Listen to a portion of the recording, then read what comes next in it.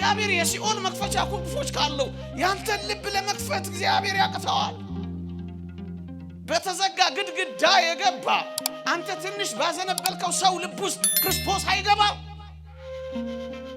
ትውት ስለሆነ ስለሚለማመጥህ እንጂ ሰብሮህ ሊገባ ይችል ነበር። እሱ ፍቅር ነው፣ በማስገደድ አይደለም፣ በጉልበት አይደለም፣ በፍቅር ነው። እግዚአብሔርን ለምትፈልግ ነፍስ እንደ ቅድስተ ቅዱሳን የማመስገኛ የቅኔ ማህሌት ሆን ትችላለች። የቅኔ ማህሌት አደረጋት። መነኮሳትም መናንያንም ባህታውያንም እንደዚህ ነው ያደረጉት። ተራራውን ሲያዩ ዝም ብለው ተራራውን አይደለም የሚመለከቱት ወገኖቼ፣ አይደለም። በእነዚያ ተራራዎች ውስጥ የእግዚአብሔርን የማሳረፊያ ረጅም እጆች ነው የሚያዩት። እንደ ምድረ በዳ የሆነብን አለን የሚበላ ያጣ፣ እንደ ምድረ በዳ የሆነብን አለን ማረፊያ ያጣ፣ እንደ ምድረ በዳ የሆነብን አለን መሰማሪያ ያጣ፣ እንደ ምድረ በዳ የሆነብን ያጣናል። እናውቀው ክብርም ጭምር ነው የምንደርሰው ወገኖቼ። ታዲያ ይሄ ከምን መነጨ? ቅድም መምህሩ ያለው ነው። እሰይ እንኳን አዳም በደለ፣ ይሄን በመበደሉ አለ የልብ ስፋት የፍቅሩ ጥልቀት እኮ ነው ኢየሱስ ክርስቶስን አገኘ ነው። ክርስቲያንን ይጠቅማል ብላችሁ አስባችሁ ነበር? ከዋሉበት አላሳድር ካደሩበት አላስውል ያለ እንዲህ ያለ ምርጥ አሳዳጅ ምርጥ ተሳዳጅ ሆኖ ይጨርሳል ብላችሁ አስባችሁ ነበር? ደብዳቤ አጽፎ ክርስቲያኖችን የሚያስወግር እንዲህ ያለው ሰው ወጋሪ ተወጋሪ ይሆናል ብላችሁ ጠርጥራችሁ ነበር? የበዛብህ የአጋንንት ውጊያና ጦር መዋጋ መጠንከሪያ መበርቻ መሆን ይችላል። ለጥቅም አድርገህ ማዋል ትችላለህ። እንደ ዳዊት ድል የማይሰጠን እግዚአብሔር እንዲያይኑትን እንዲህ ያሉትን የማይጠቅሙ ሰዎች ጠቃሚ አድርጎ ሲቀይር ማን ነው ማይጠቅም? የማያውቁ የነበሩትን ሰዎች አዋቂ ያደረጋቸው እግዚአብሔር። ኮልታፎቹን ሐዋርያት ተናጋሪዎች ያደረጋቸው እግዚአብሔር።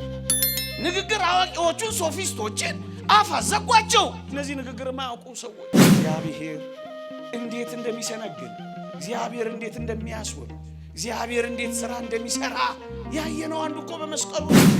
ቤተ ክርስቲያን እሱን ለመቀበል ተጠራጥራ ነበር ይላል አንድ ሊቅ። እንደ ጳውሎስ የምንጠረጠር እንኳን ብንሆን እግዚአብሔር ጠቃሚ አድርጎ የሚቀይርበት ቀን ነበር። ለጥቅም አድርጎ የሚቀይርባቸው እንደ በርናባስ ያሉ ሰዎች እግዚአብሔር ነበሩ። መሞታችንን እንኳን ሳይቀር ለሕይወታችን ምንጭ አደረገው። በመቃብር ማህፀን ውስጥ እግዚአብሔር የሕይወት መጀመሪያ ያደረገው። ስንሞት ሕይወትን እንድንጀምር ጸጋ አድርጎ ቀየረው። ቅዱስ ባስልዮስ ዘቂሳርያ እንደተናገረው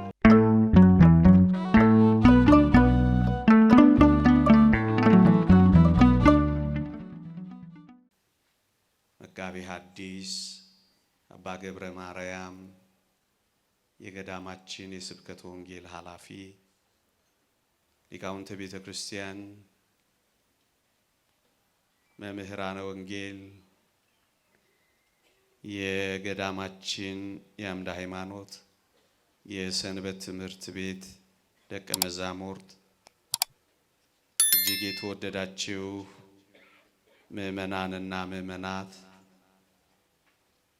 የተወደዳችሁ ዘማሪያን፣ በልዑል እግዚአብሔር ስም እንደምን ሰነበታችሁ? እንደምን አላችሁ? አሜን። በምህረቱ የጎበኘን እንደ በደላችን ያልከፈለን እንደ ኃጢአታችን ያልተቆጣጠረን ይቺን እድል ለምስጋና ለውዳሴ በቤቱ ለመሰብሰብ የሰጠን አሁንም የሚያስተምረን የሚያጽናናን የሚያጸናን አምላካችን እግዚአብሔር ይክበር ይመስገን፣ ይክበር ይመስገን፣ ይክበር ይመስገን። ለቀደምት አበው ለነቢያት ለቅዱሳን ሐዋርያት ለሐዋርያውያን አበው ለሊቃውንት የገለጸላቸውን ምስጢር ለሁላችንም ይግለጽልን። እንደ እግዚአብሔር ቅዱስ ፈቃድ ከኔ ጋር በሚኖረን የትምህርት መርሃ ግብር ትጠቅማለህ በሚል ርዕስ እንማራለን። ከእግዚአብሔር ጋር ሆኖ በእግዚአብሔር እጅ ላይ አርፎ የእግዚአብሔር ክንዶች ደግፈውት እግዚአብሔርን ተስፋ አድርጎ በእግዚአብሔር መንገድ ተራምዶ ራሱን ለእግዚአብሔር ሰጥቶ የማይጠቅም ፍጥረት የለም። ብዙ ጊዜ ብዙዎች በብዙ መሰነካክሎች፣ በብዙ መንቻካ ፈተናዎች፣ በብዙ ውጣ ውረዶች መጨረሻ ላይ የምንደርሰው እኔ የማልጠቅም ስለሆነ ነው፣ እኔ ምንኛ የማረባ ሰው ነኝ ብለን ከዚያም ወደ ሌሎች ጥፋቶች ነው የምንሄደው። ለዚህ ነው እግዚአብሔር የነካው የእግዚአብሔር እጆች ያረፉበት የእግዚአብሔርን ተስፋ የቀመሰ የእግዚአብሔርን መንገድ የተረዳ በእግዚአብሔር አሰራር ውስጥ ራሱን ለእግዚአብሔር አሳልፎ የሰጠ ማንም ይሁን ማን ይጠቅማል፣ እንጠቅማለን። እሱን ማሳሰብ ነው የዚህ ስብከት ሐሳብ። የተወደዳችሁ ክርስቲያኖች እንደው ከመጀመሪያው ካነሰው እዚህ ግባ ከማይባለው ብዙዎቻችን ምን ይጠቅማል ብለን ከምናሳንሰው በእግሮቻችን ከረገጥነው በእጆቻችን ከምንጨብጠው ከአፈር እንኳን እንነሳ። የተወደዳችሁ ክርስቲያኖች በጣም ደካማ፣ በጣም መናኛ፣ በጣም እዚህ ግባ የማይባለው በጣም ደካማው ይሄ አፈር እኔና እናንተን የመሰለ ውብ ፍጥረት ያስገኛል ብላችሁ አስባችሁ ነበር? የተወደዳችሁ ክርስቲያኖች እግዚአብሔር እጆች ውስጥ ያረፈው አፈር ምንኛ ውብ ሆኖ እንደተፈጸመ ተመልከቱት። የማይጠቅም የማይረባ የነበረው ይሄ አፈር ውብ የሆነ ፍጥረት ነበር የሆነው። ይሄ ምንን የሚያሳየን ይመስላችኋል? የቱንም ያክል ደካሞች፣ የቱንም ያክል መናኛዎች፣ የቱንም ያክል ያነስን፣ የተጣልን፣ የተረገጥን ደግሞም የተረሳን እንኳን ብንሆን እግዚአብሔር ልጅ እጅ ላይ እስካረፍን ድረስ እንዴት ውብ ፍጥረት ሊሆን እንደሚችል ያሳይ። የተወደዳችሁ ክርስቲያኖች ለዚህ ነው እግዚአብሔር ጋር ኖሮ የማይጠቅም ነገር የለም ለማለት የምንደፍረው። እስኪ አስቡት፣ ከዚህ አፈር ነው ብርቱ አጥንት የተገኘው ወገኖቼ። ይሄ ምንድን ነው የሚያሳየን? በየትኛውም ድካም ውስጥ እንኳን ብንሆን፣ በየትኛውም መቆም የማንችልበት ልፍስፍስነት ውስጥ እንኳን ብንሆን፣ በየትኛውም አቅመ ቢስነት ውስጥ እንኳን ብንኖር እግዚአብሔር ደካማ ከሆነው አፈር ብርቱ የሆነ አጥንት ማስገኘት የሚችል አምላክ ነው። እስኪ አስቡት፣ እውነት አጥንት የተገኘው አሁን ከአፈር ነው ቢሏችሁ ታምኑ ነበር? እንደሱ ነው የሆነው ወገኖቼ። ዛሬ መቆም ያቃተን፣ ዛሬ መበርታት ያቃተን፣ ዛሬ በድካም የምንጠራ፣ ዛሬ ልፍስፍሶችና አቅመ ቢሶች ይሆን እንኳን ብንሆን በእግዚአብሔር እጆች ላይ ከተሰራ እግዚአብሔር እንዲሰራን ከፈቀደ እግዚአብሔርን የሕይወታችን ቀዳሚ ካደረግን እግዚአብሔር ሰሪያችን ከሆነ እኛም ጭቃ ነን አንተም ሰሪያችን ነህ እንዳለ ነብዩ እግዚአብሔር እንዲሰራን ከፈቀድን እመኖኝ የቱን የሚያክል እንደ አፈር ደካማ እንሆን እግዚአብሔር ከአፈር ደካማ ውስጥ ከሚበተነው ነገር ውስጥ ከሚረገጠውና ከሚልፈሰፈሰው ነገር ውስጥ እግዚአብሔር ብርቱ ነገር ያወጣል። ለዚህ ነው እግዚአብሔርን ጋር ሆኖ የማይጠቅም የለም ያለው ወገኖቼ። እንዴ በምድራችን ላይ በጣም የተናቁ ነገሮች እንደውም ይቅርታ አድርጉልኝ ለስድብ እንኳን ስንነጋገር አፈር አይደለም እንባባለው። ለስድብና ለማላገጫ እንኳን ይሆን ነው። በእንደዚህ አይነት አጠራር እንኳን ልንጠራ ምንችል እንኳን ብንሆን እግዚአብሔር በዚህ በማያምር ነገር ውስጥ ውብ ነገር እንደሚሰራ እናውቃለን። በሚበተነው ነገር ውስጥ የሚሰበሰብ ነገር እግዚአብሔር ይሰራል። በማይቆመው ነገር ውስጥ እግዚአብሔር የሚቆም ነገር ይፈጥራል። ወገኖቼ እኔና እናንተ ውስጥ ያለው እግዚአብሔር የሰራው ሊቃውንት እንደሚናገሩት ከ6 ፋብሪካ በላይ ነው እኔና እናንተ ውስጥ እግዚአብሔር ስራ ይሰራው።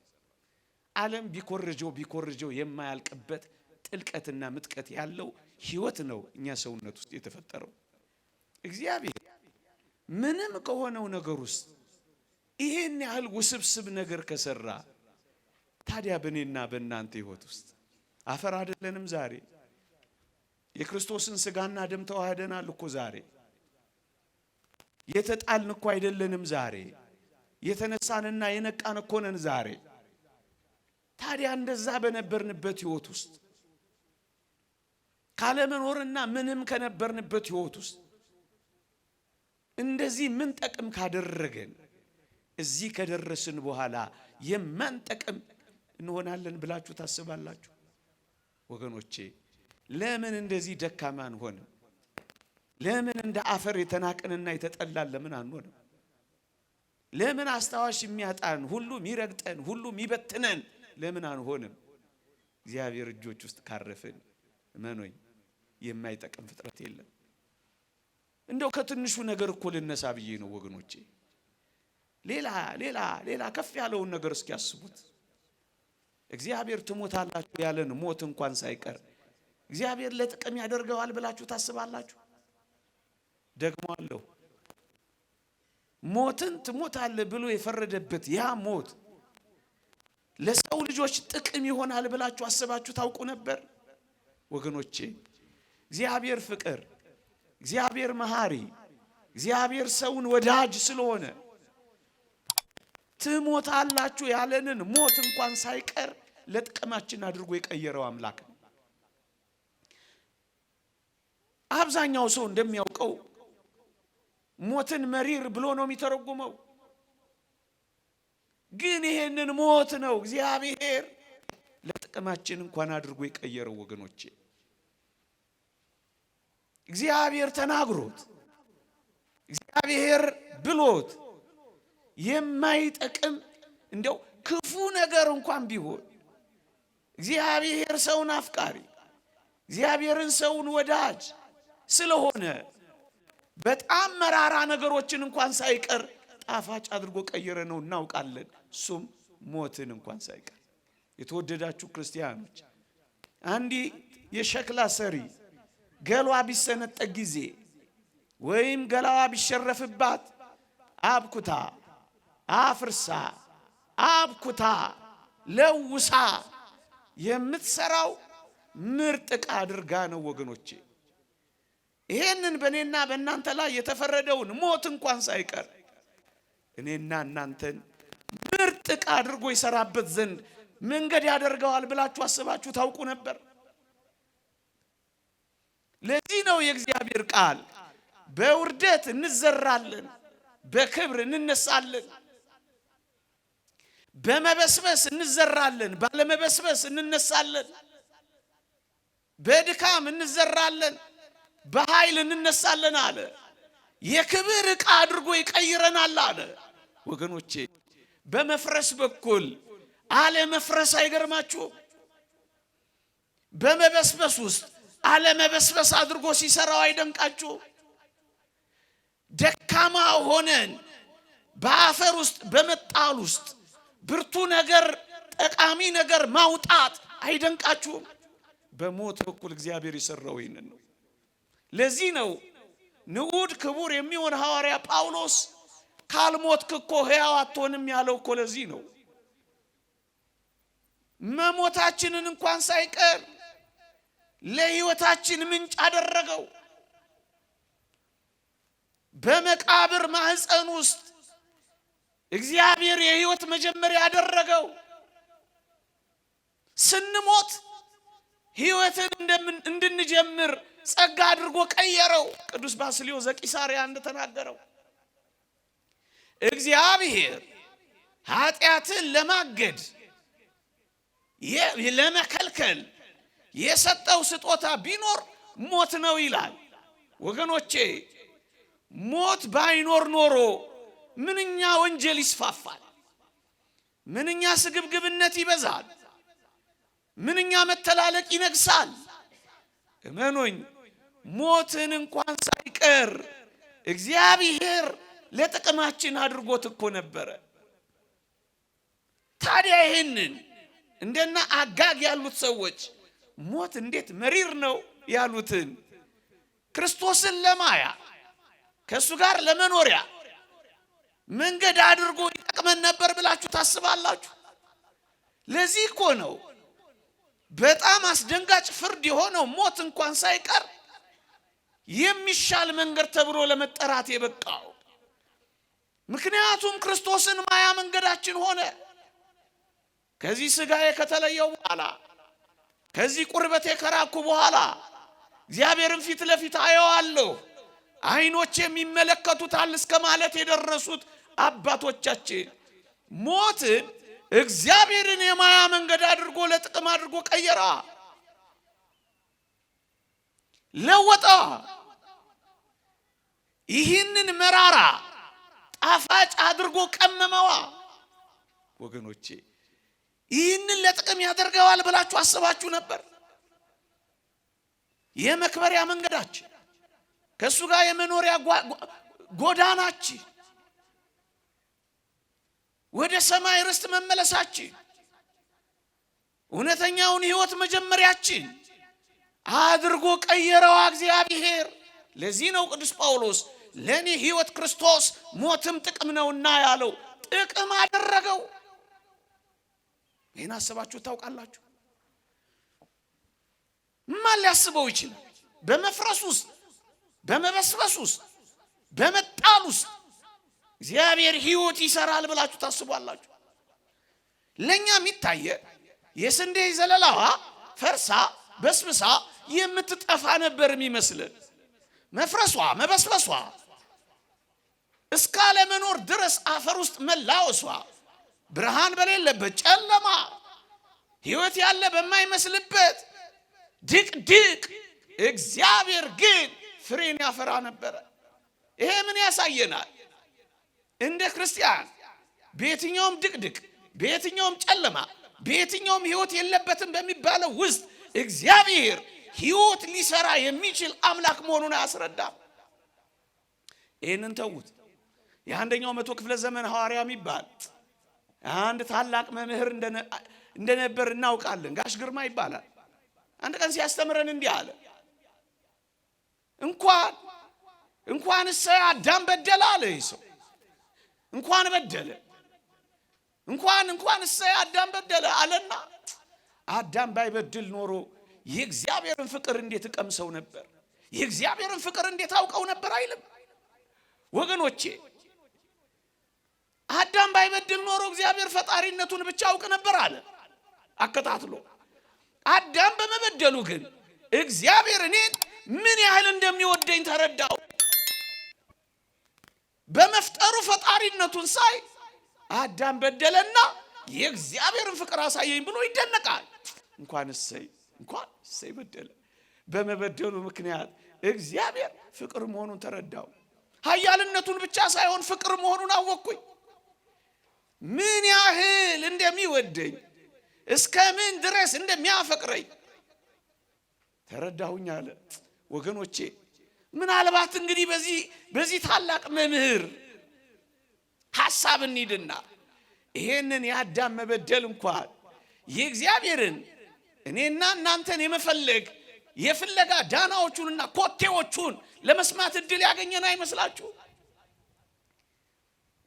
እግዚአብሔር ምን ያህል አፍቃሪ፣ እግዚአብሔር ምን ያህል ሰውን ወዳጅ፣ እግዚአብሔር ምን ያህል ሰውን ፈላጊ እንደሆነ እንዴት ለጥቅም አድርጎ እንደቀየረው አያችሁ።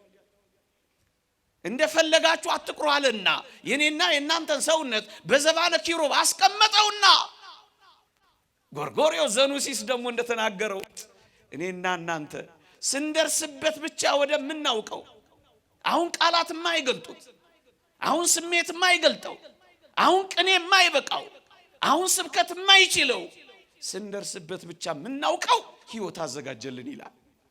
የተዘጋጀልን ጥንት ከተፈጠርንበት ክብር በላይ የሆነ ክብር አዘጋጀልን። አሁን ወደዛ ክብር ብቻ አይደለም የምንገባው ወደማናውቀው ክብርም ጭምር ነው የምንደርሰው ወገኖቼ።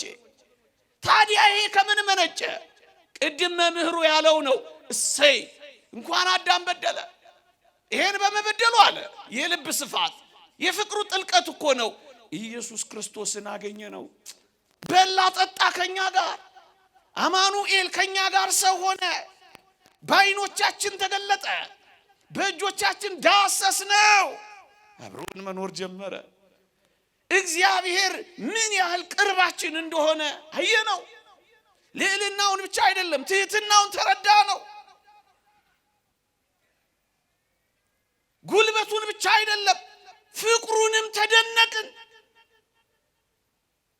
ታዲያ ይህንን ለጥቅም አድርጎ እግዚአብሔር ሲቀይረው አያችሁ፣ እንዴት ይደንቃል! እናንተ የተወደዳችሁ ክርስቲያኖች እንዴ በጣም የማይጠቅሙ የነበሩ ሰዎች፣ በጣም ጠላት የነበሩትን ሰዎች፣ በጣም አሳዳጅ የነበሩትን ሰዎች፣ በጣም ደረጃ አንድ አጥፊዎች የነበሩትን ሰዎች እግዚአብሔር በጣም ጠቃሚዎች አድርጎ እንደቀየረ አልሰማችሁም? በሞቴ አሁን ሳውልን የሚያክል ጳውሎስን የሚያክል ሰው አንድ ቀን ቤተ ክርስቲያንን ይጠቅማል ብላችሁ አስባችሁ ነበር? ከዋሉበት አላሳድር ካደሩበት አላስውል ያለ እንዲህ ያለ ምርጥ አሳዳጅ ምርጥ ተሳዳጅ ሆኖ ይጨርሳል ብላችሁ አስባችሁ ነበር እንዴ? ደብዳቤ ጽፎ ክርስቲያኖችን የሚያስወግር እንዲህ ያለው ሰው ወጋሪ ተወጋሪ ይሆናል ብላችሁ ጠርጥራችሁ ነበር? አዎ በየትኛውም ደረጃ እግዚአብሔር ጋር የደረሰ ሳይቀየር የቀረ ማን ነው ወገኖቼ? እንዲህ ያለው ሰው ነው በመጨረሻ ላይ ከልዋሪቆን እስከ ደማስቆ የሚንከራተት አብሪ ኮከብ የሆነው። እንዲህ ያለው ሰው ነው በመጨረሻዎቹ ቀናት ለመሳዋት ቀርብ ያለው እስኪል ድረስ ተሳዳጅ ሆነው። የተወደዳችሁ ክርስቲያኖች እንዴ አብሮት የሚማር ሰው ቅዱስ እስጢፋኖስ አንድ ባች የነበሩ ሲወገር ልብስ ያዥ የነበረ ሰው መጨረሻ ላይ ነፍሱን ያስይዛል ለክርስቶስ ብሎ የጠረጠረ ሰው ነበር። ይሄ ምን ያሳያል? በየትኛውም ደረጃ ወንበዴዎች፣ አጥፊዎች፣ አሳዳጆች፣ ጠላቶች፣ ቀማኞች እንኳን ብንሆን እግዚአብሔር እኛን ጠቃሚ አድርጎ ይቀይረን የሚችልበት ጊዜ አለው፣ ቀን አለው፣ ዘመን አለው፣ መንገድ አለው። እግዚአብሔር እንዴ ትንሿን ሰናፍጭ እንደውም ሊቃውንት ከሰናፍጭ ጋር ያነጻጽሩታል። ሐዋርያ ጳውሎስ ሰናፍጭ እኮ እዚህ ግቢ ማትባል ቅንጣት ናት፣ በዓይን እንኳን ለመታየት የምትረቅ ናት። ሰናፍጭ ሲተክሏት ግን ትልቅ ዛፍ ትሆንና ብዙዎችን ታሳርፍና ለብዙዎች መጠለያ ትሆናለች። ጳውሎስ እንደሱ ነው ይላሉ። በእውነት በአቴና የነበረውን ያን ዲዮናስዮስን የሚያክል ፈላስፋ ያስጠለለ እኮ እንደ ሰናፍጭ ያለው ማንም የማይጠረጥረው እኮ ሰው ነው ጳውሎስ። ቤተ ክርስቲያን እሱን ለመቀበል ተጠራጥራ ነበር ይላል አንድ ሊቅ። እንደ ጳውሎስ የምንጠረጠር እንኳን ብንሆን እግዚአብሔር ጠቃሚ አድርጎ የሚቀይርበት ቀን ነበር። ለጥቅም አድርጎ የሚቀይርባቸው እንደ በርናባስ ያሉ ሰዎች እግዚአብሔር ነበሩት። ወገኖቼ አያችሁ፣ አሳዳጁን ተሳዳጅ፣ ወጋሪውን ተወጋሪ፣ ገዳዩን ሟች አድርጎ ሊቀይር የሚችል ጠማማውን የሚያቀና ሻካራውን የሚያለሰልስ እግዚአብሔር በእጆቹ ሲሰራ እንደ ጳውሎስ አንጸባራቂ ሰው እግዚአብሔር ያወጣ ነበር። ወገኖቼ ዛሬ አንዳንዶች ባሉበት ማንነት አይጠቅሙም ብለን ማንናገረው እኮ ለዚህ ነው ወገኖቼ። ኋለኞች ፊተኞች የሚሆኑት እግዚአብሔር ጠቃሚ አድርጓቸው። ዋና ተናጋሪው በርናባስ ነበረ። ሐዋርያት ሥራ እስከ ምዕራፍ 13 አንብቡት። በርናባስና ሳውል ሲል ታገኙታላችሁ። ሲጨርስ ግን የሐዋርያት ሥራ ከ13 በኋላ ግን ተመልከቱት፣ ሳውልና በርናባስ በሚል ተቀየረ። ሳውል የሚጠቅም ሰው ሆና እንቅልፍ እያጣ በረሃብ እየተወለገ በጾም እየተቃጠለ እንደ ጥራጊ ጉድፍ እየተጣለ እንዳበደ ውሻ እየተወገረ ምን አይነት ታላቅ ቀዳሚ ሰው ሆነ መሰላችሁ? ይሄ የሆነው እግዚአብሔር ጠቃሚ አድርጎ መቀየር ስለሚችል ነው ወገኖቼ። ይሄው ጠቃሚ አድርጎ ቀየረው። ዛሬ በየትኛውም ደረጃ አሁን እንደነ ሙሴ ጸሊም ያሉ ሰዎች ማን ጠቃሚ ይሆናሉ ብሎ አሰበ ወገኖቼ? እነዚህ ሰዎች አሁን ጠቃሚ ይሆናሉ ብሎ አሰበ። እንዴት ይደንቃል! ሰው ሁሉ የሚፈራቸው፣ ሰው ሁሉ የሚሸሻቸው፣ ስማቸውን ሲያይ የሚደነግጥባቸው ሰው ሁሉ ይፈልጋቸዋል ብላችሁ ታስባላችሁ? አባ ሙሴ አባ ሙሴ አባ ሙሴ እየተባለ ዝነኛ ይሆናል ብላችሁ አስባችሁ ታውቃላችሁ? እግዚአብሔር ያደረገው ይሄ ነው። ይኸውላችሁ እስካሁን ዝነኞች ናቸው። ይኸውላችሁ እስካሁን ጠቃሚዎች ናቸው። ሞተው ይጠቅማሉ። ዘመን አይሽራቸው። እግዚአብሔር ጠቃሚ ሲያደርግ አሻግሮ ነው። የትኛው ወንበዴ ነው ታዲያ ዛሬ በእግዚአብሔር ተስፋ የሚቆርጠው? የማልጠቅም ሰው ነኝ እንደጀመረ ይጨርሰኝ ብሎ ራሱን ሱስ ውስጥ የሚከተው የትኛው ሰው ነው ታዲያ እኔ ልመለስ ማልችል ምርጥ ወንበዴ ነኝ የሚለው? የተወደዳችሁ ክርስቲያኖች እንደ አባ ሙሴ የተሸሻችሁ ብትሆኑ፣ እንደ ጳውሎስ ሰው ሁሉ የጠረጠራችሁ ብትሆኑ፣ መኖኝ አንድ ቀን የምትፈለጉበት፣ አንድ ቀን ለምስክርነት የምትበቁበት ቀን ያመጣ እንደሆነ ምን ታውቃላችሁ? እንደ ጀመረ ይጨርሰኝ፣ እኔ የማልነሳ ቅስሜ የተሰበረ ነው እንድንል ድል የማይሰጠን እግዚአብሔር እንዲህ ያሉትን የማይጠቅሙ ሰዎች ጠቃሚ አድርጎ ሲቀይር ነው። ማን ነው የማይጠቅም? የማያውቁ የነበሩትን ሰዎች አዋቂ ያደረጋቸው እግዚአብሔር። ኮልታፎቹን ሐዋርያት ተናጋሪዎች ያደረጋቸው እግዚአብሔር። ንግግር አዋቂዎቹን ሶፊስቶችን አፍ አዘጓቸው። እነዚህ ንግግር የማያውቁ ሰዎች ግማሾቹ ቀራጮች ናቸው፣ ግማሾቹ አሳ አጥማጆች ናቸው። አሁን እነዚህ ሰዎች ዓለምን ይቀይራሉ ብላችሁ ታስባላችሁ? አደረገው። እግዚአብሔር በአንዳንዶች ዕውቀት ላይ ተጨምሮ ዕውቀት የሚሆን እንዳይመስላችሁ። እግዚአብሔር በባዶ ነገር ውስጥ የሚሞላ፣ እግዚአብሔር ባላዋቂዎች ውስጥ ዕውቀት የሚገኝ፣ እግዚአብሔር በመናኛዎች ውስጥ የሚያበረክት፣ እግዚአብሔር የሉም በሚባሉ ሰዎች ውስጥ የሚያኖር አምላካችን እንደሆነ አውቀነዋል። እንጠቅማለን። እሱን ነው የሚያሳየን ወገኖቼ።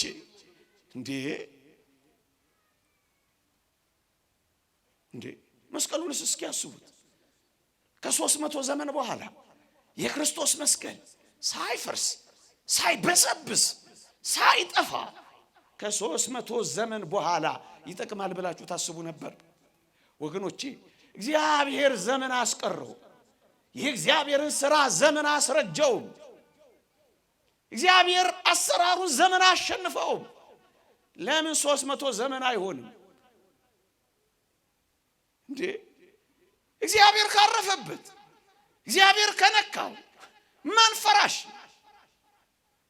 ማን ወዳቂ ነው ማን ተጣይ ነው እንዴ የክርስቶስ ሰውነት ያረፈበት ስጋውና ደሙን የተቀበልክ አንተ ይሄን ያህል ተስፋ መቁረጥ አለብህ እንዴ ደሙን የጠጣ ስጋውን የበላ በልጅነት የተጠመቅ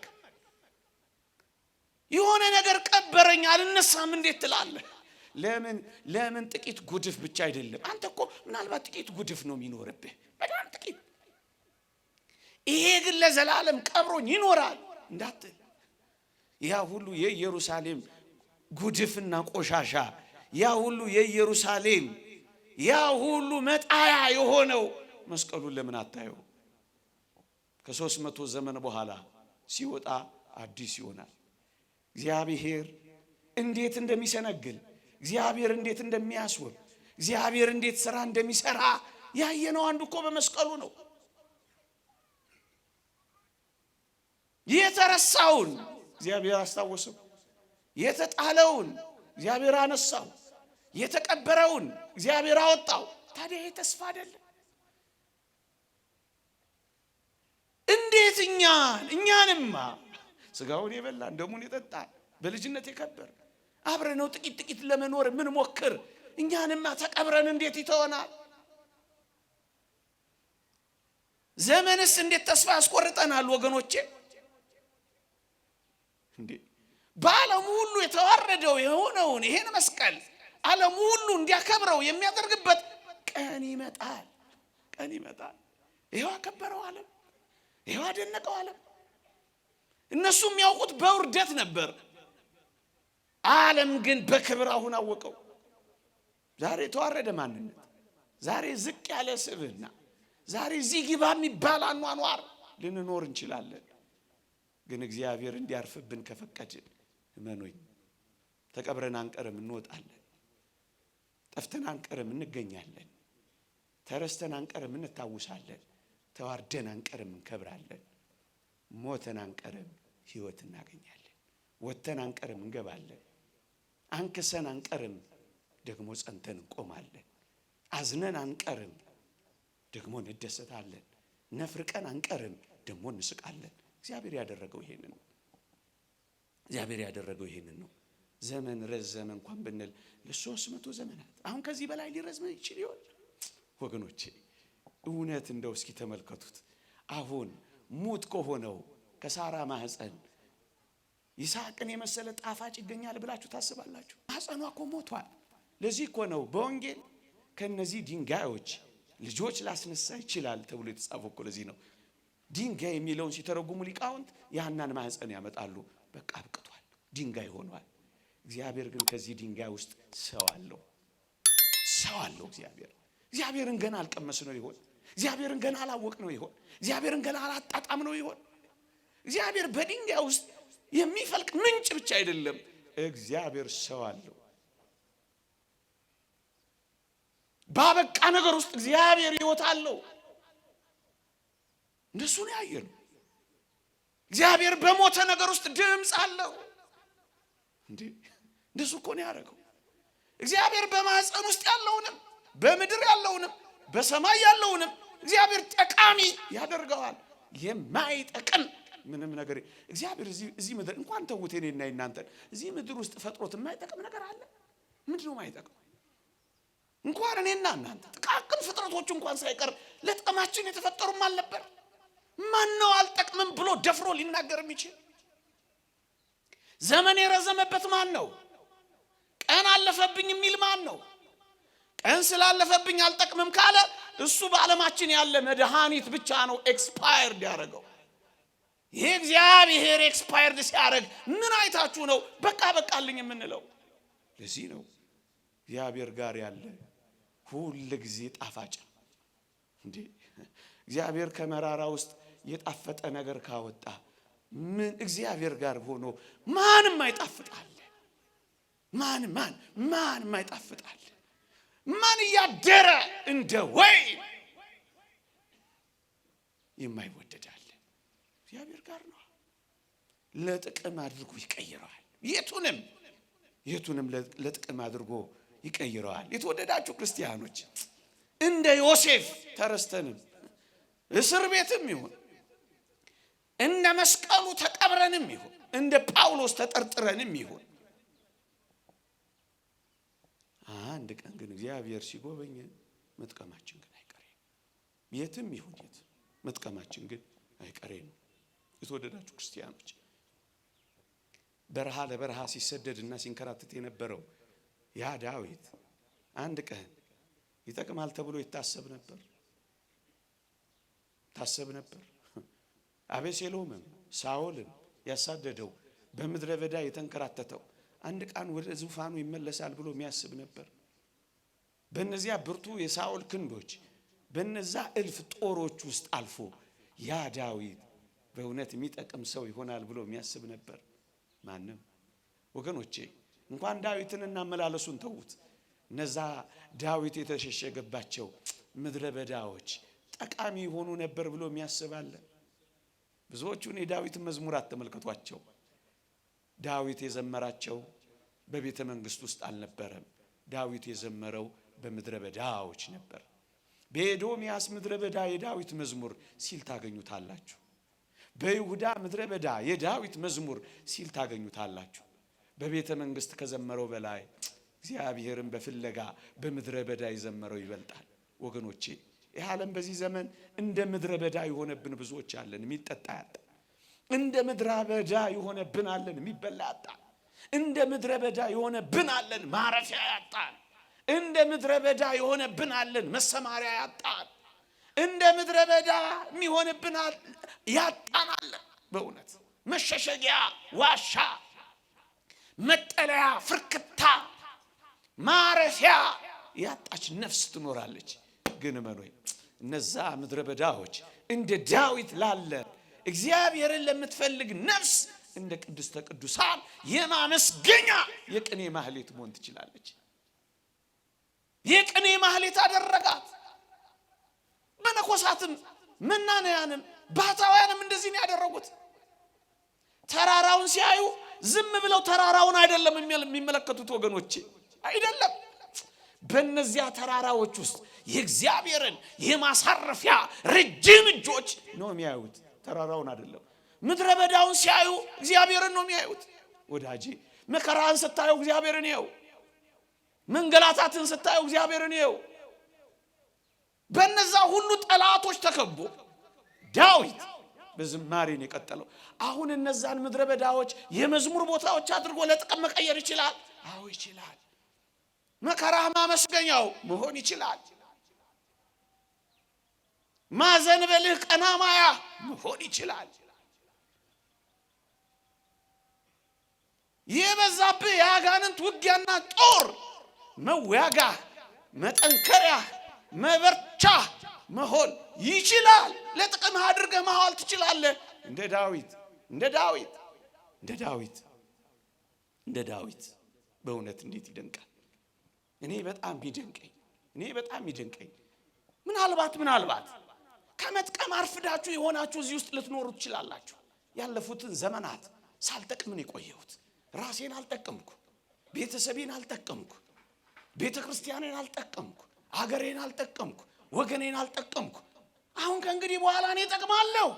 የብዙ ሰዎች ሐሳብና ጥያቄ ይሆናል። እመነኝ ትጠቅማለህ። ቅዱስ ጳውሎስ አናሲሞስ ስለሚባል ሰው የጻፈው ለፊሊሞና እንዴት አስደናቂ ቃል መሰለ! እስካሁን ስላልጠቀመህ ከእንግዲህ በኋላ ግን ስለሚጠቅመን ብሎ የጻፈልህ እንዴት ያስደንቃል! እስካሁን ሳትጠቅሚ ልትኖሪ ትችላለሽ። እስካሁን ሳትጠቅም ልትመላለስ ትችላለህ። እስካሁን አልጠቀምንም ማለት ግን ነገ አንጠቅምም ማለት አይደለም። መቼ እንዴት እንደምትጠቅም የሚያደርገው እግዚአብሔር ነው። ወደ እግዚአብሔር ቅረብ። የማይጠቅመውን ጠቃሚ አድርጎ የሚቀይረው እግዚአብሔር ነው። እዚህ ቤት ገብቶ ውሃ ሆኖ ገብቶ ጸበል ሆኖ ነው የሚወጣው። አፈር ሆኖ ገብቶ እመት ሆኖ ነው የሚወጣው። ህብስት ሆኖ ገብቶ ስጋ ሆኖ ነው የሚወጣው። ወይን ሆኖ ገብቶ ደም ሆኖ ነው የሚወጣው። እግዚአብሔር ሲነካው የማይቀየር ነገር የለም። ይዋቸው በሙሉ ምናልባት እኔና አንተ ለመቀየር አልቀረብን ካልሆነ በቀር እግዚአብሔርን ቀምሶ ይቀየራል። እግዚአብሔር እጆች አርፈውበት ይቀየራል። ጠቃሚ ይሆናል። ሊነገር የማይችል ጠቃሚ ይሆናል። እስካሁን አልጠቀም ነው ማለት ነገ አንጠቅምም ማለት አይደለም። በወህኒ ቤት ምንኖር፣ እጅግ መራራ በሆኑ ሱሶች ውስጥ ምንኖር፣ እጅግ ደስ በማያሰኙ ልምምዶች ውስጥ ያለን፣ አሁን ከዚህ ውስጥ እኔ ወጥቼ ጠቃሚ መሆን እችላለሁ። ትችላለህ። ይሄው ትችላለህ። እግዚአብሔር ይችላል። እሱን ነው የምናምነው። ለአንተ የሚያቅት ነገር የለም ተብሎ አልተጻፈም። አንተ ታቅተዋለህ። አፈር ካላቃተው እንዴ፣ ሰማይ ካላቃተው፣ ሞት ካላቃተው፣ ኃጢአት ካላቃተው፣ በሽታ ካላቃተው፣ ሲኦል ካላቃተው አንተ ምን ሆነ ነው እኔ ለእግዚአብሔር አቅተዋለሁ የምትለው? እንዴ እግዚአብሔር የሲኦል መክፈቻ ቁልፎች ካለው ያንተን ልብ ለመክፈት እግዚአብሔር ያቅተዋል። በተዘጋ ግድግዳ የገባ አንተ ትንሽ ባዘነበልከው ሰው ልብ ውስጥ ክርስቶስ አይገባም። እመነኝ፣ ትውት ስለሆነ ስለሚለማመጥህ እንጂ ሰብሮህ ሊገባ ይችል ነበር። እሱ ፍቅር ነው፣ በማስገደድ አይደለም፣ በጉልበት አይደለም፣ በፍቅር ነው። እና ማንም አይጠቅማል። እስካሁን አልጠቀምን ይሆናል፣ እመኑኝ፣ ነገ ግን እንጠቅማል። ይልቅ ለመጥቀም እንዘጋጅ። በአንድ ጊዜ ላንጠቅም እንችላለን። እንደ አናሲሞስ ቀስ እያልን ግን እንጠቅማለን፣ ቀስ እያልን እንጣፍጣለን። በአንድ ጊዜማ ካልክ ትዕቢት ነው። ለምን ትዕቢተኛ ትሆናለህ? በአንድ ጊዜ የበቃ አይተሃል፣ በአንድ ጊዜ መጠቃ አይተሃል፣ በአንድ ጊዜ ጸደቃ አይተሃል። የለም፣ ቀስ በቀስ። ቅዱስ ማርቆስን ተመልከቱት። በስብከት ወንጌል አገልግሎት ቅዱስ ጳውሎስ ከቅዱስ ጴጥሮስ ጋር በሐሳብ እስኪለያዩ ድረስ እናቴ ናፈቀችኝ ብሎ ጥሏቸው ሄዶ ነበር። አንድ ሊቅ ሲናገር ቅዱስ ጳውሎስ ቅዱስ ማርቆስን ያነሳው ይላል በሮሜ መልእክት መጨረሻው ላይ፣ ማርቆስም ደግሞ የተወደደ ወንድማችን ማርቆስ ሰላምታ ያቀርብላችኋል ይላል። ማርቆስን ከ17 ዓመት በኋላ ነው ጳውሎስ ስሙን ያነሳው ይላል። ከ17 ዓመት በኋላ ልጠቅም ትችላለህ። ከ27 ዓመት በኋላ ልጠቅም ትችላለህ። ከ37 ዓመት በኋላ ልጠቅም ትችላለህ። ከ107 ዓመት በኋላ ልጠቅም ትችላለህ። አንተ ቀን ምን አስቆጠረህ? ቀስ በቀስ ብቻ ደግ፣ ቀስ በቀስ ቀስ በቀስ ቀስ በቀስ። ዛሬ ትንሽ ጥቀም፣ ነገ ትንሽ የጠቀምክ ትሄዳለህ። የተወደዳችሁ ክርስቲያኖች ወገኖቼ፣ በእግዚአብሔር ዘንድ ለምን በባከነ ሰዓት አይሆንም? እንጠቅማለን። ለምን ባለቀ ሰዓት አይሆንም? እጅግ ጠቃሚዎች እንሆናለን ወገኖቼ፣ እጅግ ጠቃሚዎች እንሆናለን። በባከነ ሰዓትም ቢሆን ማን ምሳሌ ያለን ካላችሁኝ እንደ ቅድስት እሌኒ ያለ በባከነ ሰዓት የጠቀመ ሰው ያለ ይመስላችኋል? እቺን ቅድስት እናት ታውቋታላችሁ። ሕይወቷ የሚጀምረው በመገፋት ነው። ጨዋ ናት፣ ስንዱ ናት፣ ታማኝ ናት ለቤተሰቦቿ። ግን ያውም በቤተሰቡ ራስ በባሏ የተከዳች ናት። በባሏ ስራሽ ያውጣሽ ተብላ የተወረወረች ናት። በባሏ አትጠቅሚም ተብላ ባህር ውስጥ ምን አለ ምድር ላይ እንኳን ቢያረጋት ትንሽ የመኖር እድል ቢሰጣት ባህር ውስጥ የተዘፈቀች ናት። ይህችን ሴት ከባህር ወጥታ ቆስጠንጢኖስን የመሰለ ልጅ ወልዳ መስቀሉን አውጥታ ትጨርሳለች፣ ትጠቅማለች ብሎ ያሰበ ሰው አለ? ይህች ሴት በ80 ዓመቷ ነው ያረፈችው። መስቀሉን ያገኘችው በ79 ዓመቷ ነው። አበቃ። በባከነም ሰዓት ልትጠቅም ከቻልክ አሁን ታግሰ ኑር። እንዲህ ካልሆነ እወጣለሁ፣ ማን ይጎዳል? እንዲህ ካልሆነ ማን ያቆማለሁ? አንተ ትቆማለህ። እግዚአብሔርና የእግዚአብሔር ሥራ ይቀጥላል። ብናምነው ታመናል፣ ባናምነውም የታመነ ሆኖ ይቀጥላል። በ79 ዓመቷ በጣም መጠቀም ሴት ሆና በቃች። ወዳጄ የባከነ ሰዓት በሕይወታችን የለም። ለምን 3 ሰዓት አይሆንም? እንደ መስቀል ላይ ለምን 3 ሰዓት? ለምን 1 ደቂቃ አትሆንም? እግዚአብሔርን ብዙ ሰዎች የታረቁት በብዙ ጸሎት መሰለ። እኔን በደለኛውንና ኃጢአተኛውን ማረኝ እያሉ ሰማይን ቀና ብለው ላለማየት ምድርን አቀርቅረው የተመለከቱት በአንዲት አረፍተ ነገር ታርቀዋል። አበቃ። ቀኑ ከረፈደ የሚመጡትንም በመጀመሪያ የሚመጡትንም እግዚአብሔር የሚቀበል አምላክ ነው። ባለቀ ሰዓት የተወደዳችሁ ክርስቲያኖች ይህቺ ሴት የቀድሞ የመገፋት ህይወቷ አላበለሻትም። ቤተሰብ የገፋልን እንኖር እንችላለን። ያመነው የካደን ልንኖር እንችላለን። ያመነው ስለ ካደን ራሳችንን ክደን ምናልባት ግሮሰሪ ውስጥ እየተጠረግን ያለን ወንዶች ወይም ሴቶች ተስፋ የቆረጥን እንኳን ብንሆን እቺን ሴት ልናስባት አይገባም። ጠቃሚ እንሆናለን። ለምን እዛ እንከርማለን? ለምን እኛ ደግሞ ሌሎች ያበላሹን አንሶ እኛ ደግሞ ለመበላሸት ራሳችንን አሳልፈን እንሰጣለን? እንጠቅማለን። እኔ ስታመን ምን ነው እግዚአብሔር ጉድ አደረገኝ እያለች ከእግዚአብሔር ጋር ትግል የገጠመች አይምሰልህ። ብዙ ሰዎች እንዲህ አይነት ትግል ገጥመናል። በጣም ይደንቃል። እግዚአብሔር እኮ በእውነት ክርክር ምን ገጥመው እሰጥ አገባ ምን ገባው እንካ መንካ ምንለው አምላክ እኮ አይደለም እግዚአብሔር። እንዴ እኛን ለማናገር መፍቀዱ እንኳን አይደንቅም? እኛን ለማየት መምረጡ እንኳን እግዚአብሔር አይደንቅም? ታስበው ዘንድ ሰው ምንድነው? እኛን ማሰቡ አይደንቅም? የተወደዳችሁ ክርስቲያኖች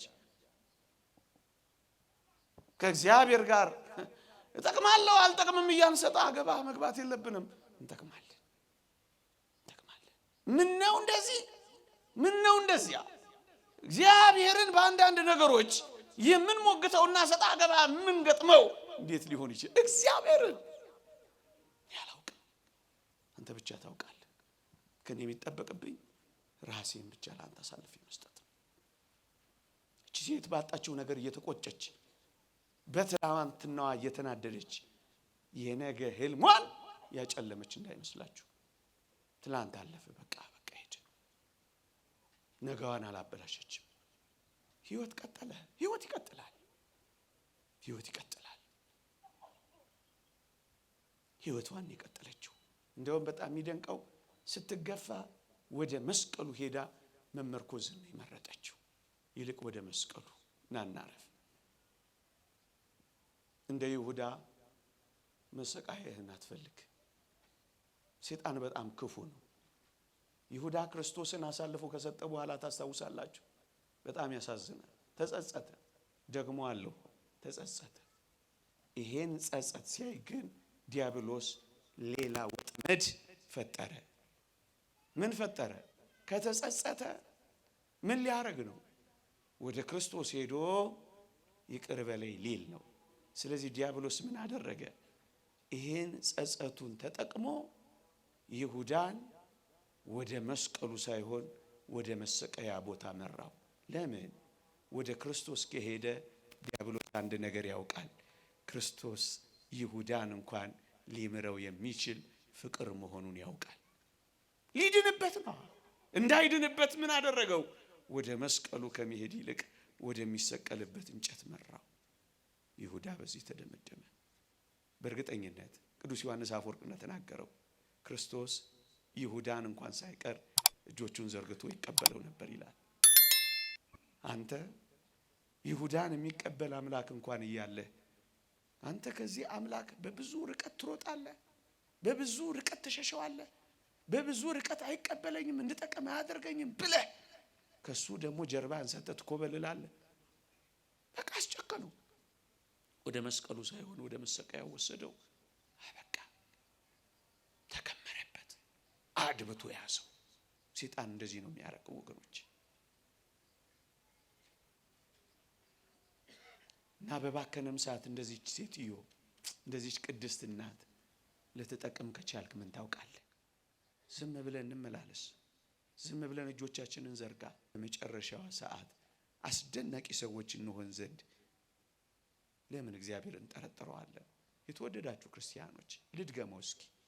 እንደ ዮሴፍ ተረስተ፣ እንደ መስቀሉ ተቀብረ፣ እንደ ጳውሎስ ተጠርጥረ፣ እንደ እሌኒም ተወርውረ፣ እንደ ዳዊትም ተሰደ ይሆናል። ግን በእርግጠኝነት ትጠቅማለህ። አንድ ቀን ትጠቅማለህ። የኔም ያንተም የሁላችንም ጊዜ ሲመጣ ሁላችንም እንጠቅማለን። ብቻ ግን እግዚአብሔር እጆች ውስጥ እንረፍ። አውግስጢኖስ እንደተናገረው ነፍሳችን ካንተ በቀር በሌላ በማንም አታርፍም እንዳለው የነፍሳችን ማረፊያ እሱን እናድርገው። ግን እንጠቅማል፣ ይቀይረናል። አንቀየርም ያላችሁ አትጠራጠሩ። እግዚአብሔር ሳይቀይር ያስወጣው የለም።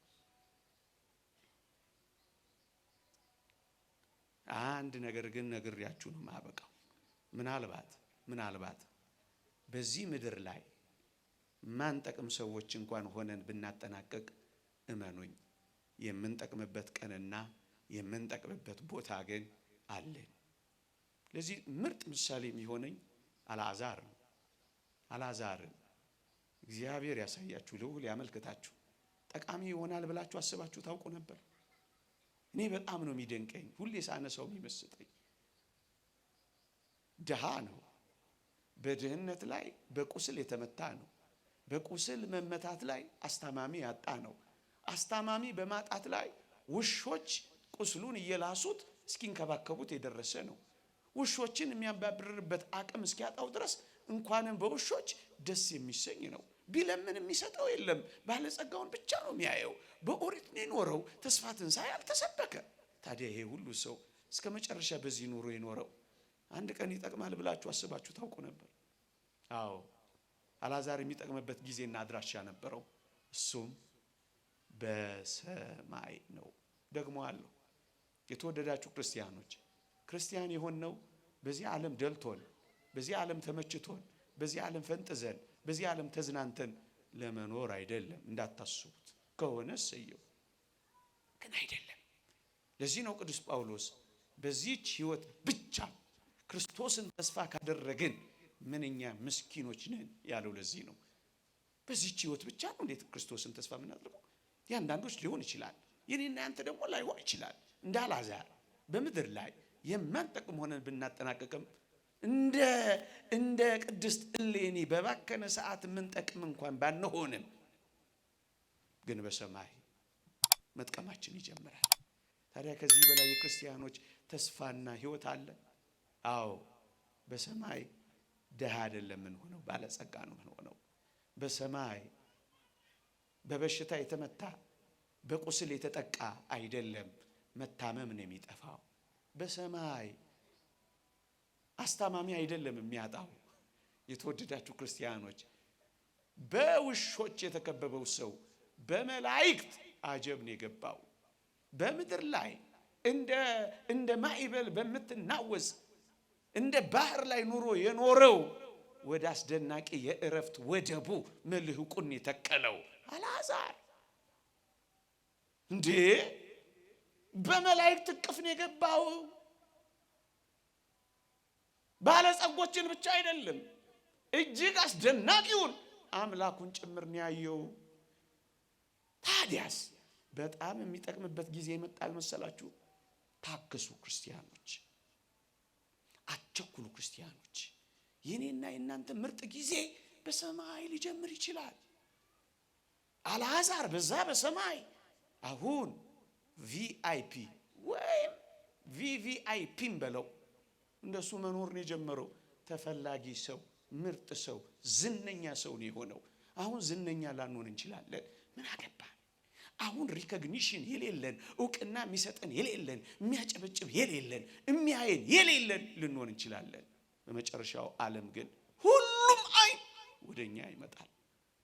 አንድ ቀን ያላየው ባለጸጋው ነው እንኳን ከሩቅ አየው ይላል አብርሃምን። ደግሞስ አልዓዛርንም በቅፉ አየው ይላል። አልዓዛር የመታየት ቀን ይመጣል በሰማይ። የዝነኝነት ቀን ይመጣል በሰማይ። ታዲያ አልዓዛር ጊዜ አልጀመረም ብላችሁ ታስባላችሁ? አልዓዛር በጣም ጠቃሚ መሆኑን የምትረዱት አልዓዛርን ስደድልኝ ማለት ተጀመረ።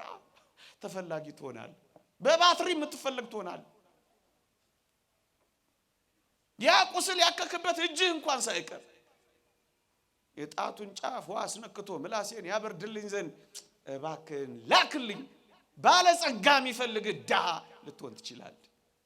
ብዙ ያለው ሰው ምንም የሌለህን የሚፈልግ አንተ ውስጥ ብዙ ሀብት አለ፣ አንተ ከፍ ብለሃል። ታዲያ ይሄ አልዓዛር ጊዜ አይደል? ከቅርብ ያላዩ ከሩቅ የሚያዩበት ጊዜ ይመጣል።